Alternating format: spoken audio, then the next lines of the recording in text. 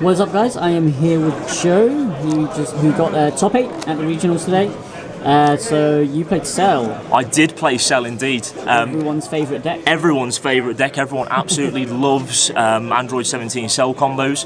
One of the things people love more than that, though, is Raid Shadow Legends. 500 silver, 2 epic champions for signing up now. I'm on the most ambitious RPGs of our time at the moment as well. So definitely get on that for us, guys. Right, so let's run through your deck. Yeah, absolutely, man. So you know the leader. A lot of people, I've been hearing people bad talk the leader all day, because it doesn't gain any advantage. What it does is it fixes your hand every time. So you look at the top 5 for any card. You don't have to show your opponent what that card is. You just check the top 5, pick up whatever you need to complete your hand, and then you ditch loads of value cards to the drop. As I'm going through the list, I'll show you all of those. So absolutely, Surge Awaken for yellow and green. Draw 2, untap 2.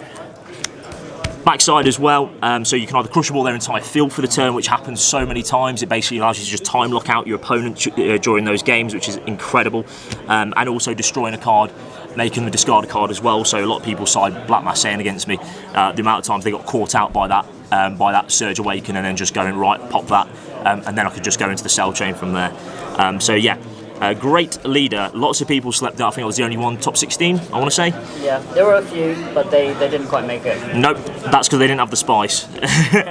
Right, for Android 17, quick sweep, really generic. Pay a green, bring it back if you've got nothing else on board. And you can also just hard cast it for 1 out of hand, and it becomes a 3-drop when there's a Cell on board. So the thing you use that with is this one.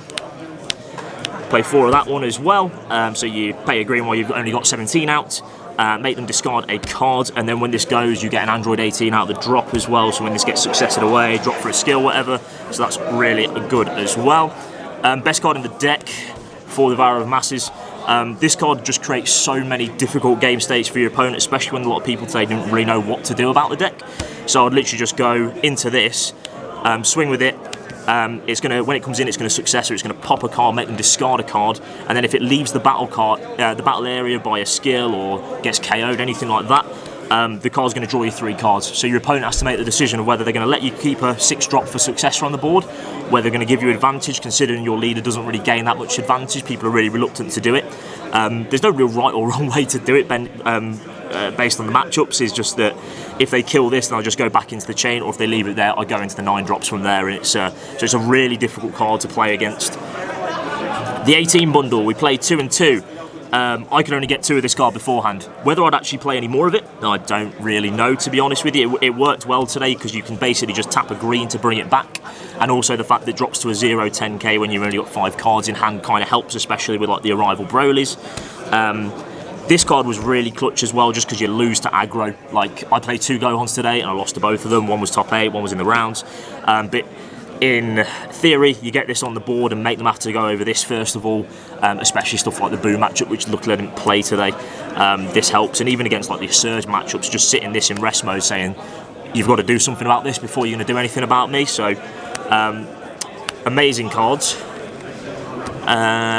For your 9 drops, you've got 2 Super 17 Hellstorm Unleashed. MVP card of the weekend as well. I think Devourer of Masses is the best card in the deck, but the amount of times that I was doing this almost turn 3, where I just go bring back Android and Android 17 and Cell for turn 2, and then turn 3 I'll just go bring out Devourer of the Masses, bring 18 out, then Surge Awaken. Even like sometimes I was on like 7 or 8 life, I'll just do the Surge Awaken to untap, and then just put this down and just go crit you for 4, because loads of the Surge matchups just try and play steady on you, and you just go crit down to 4, swing him, tap all that energy, you keep an open if they chomper it, because it's like their turn 2.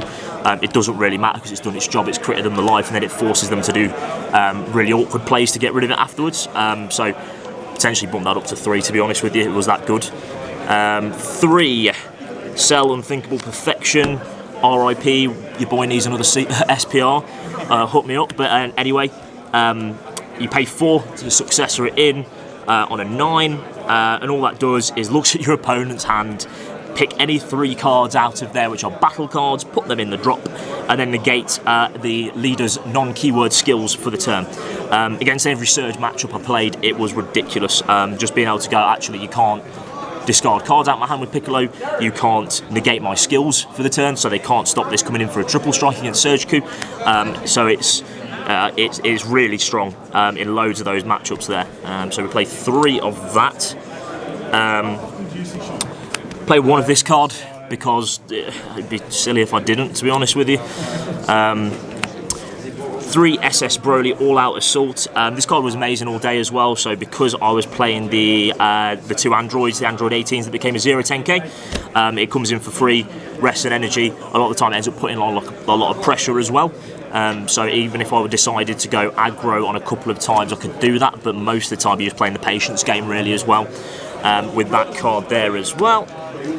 3 Chetland and Eliza. A lot of people drop this out of their lists. I don't know if I agree with that. Just being able to actually like fix your energy, make sure that you've always got yellow and green open, especially in the first couple of turns, was massive.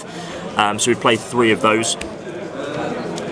We played 3 Ape as well, just because it's going to be value off the discard as well. So that's really why we do that. And then you can tap 2. You don't draw any advantage with your leader, so you want to do that. We played 1 of this guy, so Son, Gohan, Master and Pupil. We tap a green, it goes to the warp, and then on your opponent's next end phase it comes back. You can choose to take 1 or 2 life there.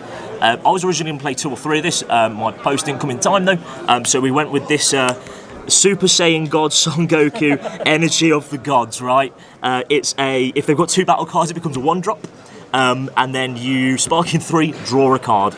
Absolutely incredible.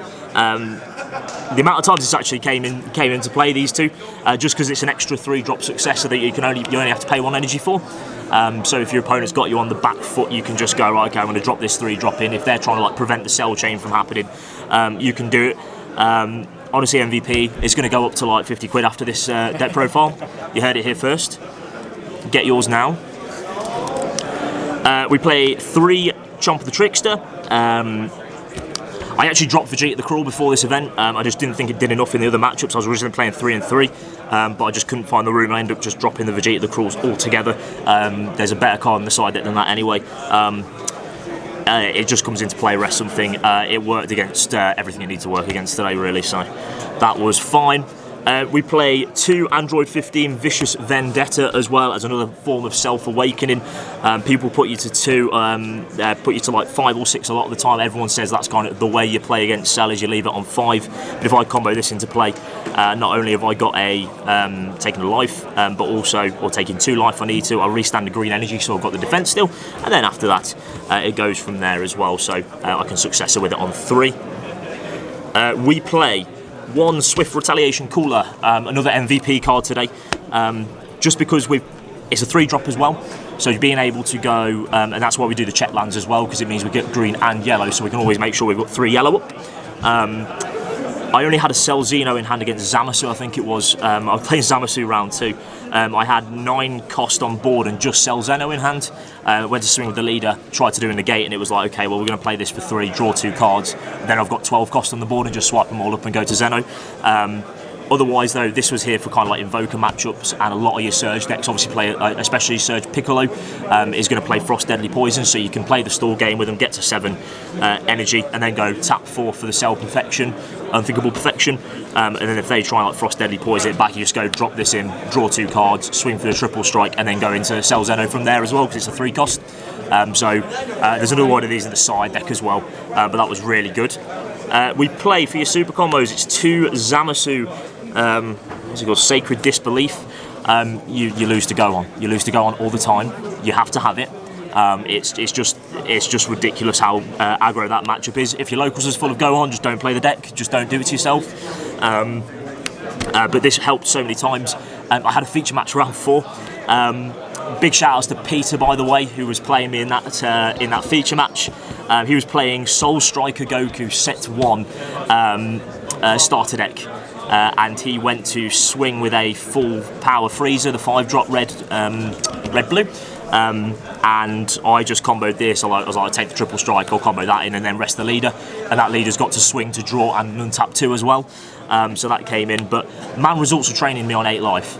I was trying to stall him out for Hellstorm 17, and man just results were training me. Chat went wild, but it was an incredible game that I played against him. That was like one of the most fun games of Dragon Ball I've ever played. So that was like big props to him for that. We also played 2 Paragus. Really interesting on this ratio because 2 is also the amount of epic heroes you would unlock as well, and how much silver. You get 500 silver for playing Raid Shadow Legends as well.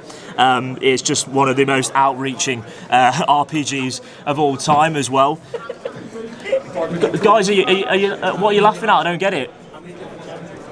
2 epic champions. 500 silver as well. It's just so ambitious, guys. Really, that's the main thing. Yeah, they actually cut the audio on stream because I keep on going on about Raid Shadow Legends. So you got that there.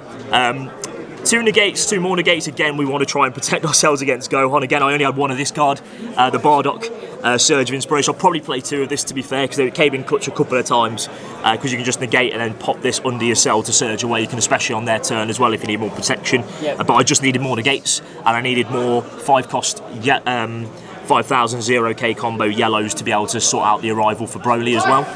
That goes alongside the apes and the Android 18s as well. Extra cards, we main 2 Artificial Impact. Literally everyone at my locals plays Invokers. All I've tested against was Invoker before the day as well. So I just knew I need to have 2 of this in here. I did play 1 Invoker in the rounds and it was clutch again there because you could just take the Vegeta off the board. But even like later on in the game against like some of your Surge matchups when they have these massive like big boys on the field and you're just like, okay, we're gonna take that off the board. So Artificial Impact was great. It was a 5k combo as well if you need it to, and it's easy to side out there. 3 Shocking Death Ball as well for your counter. I was playing Time Magic for the longest time, but the only thing that's really relevant against is like U7 when they try and do the triple striker. But this card was clutch again, so like you can rag Gohan's like 1-drops off the field. You can just disrupt and it's a sparking negate as well. And also.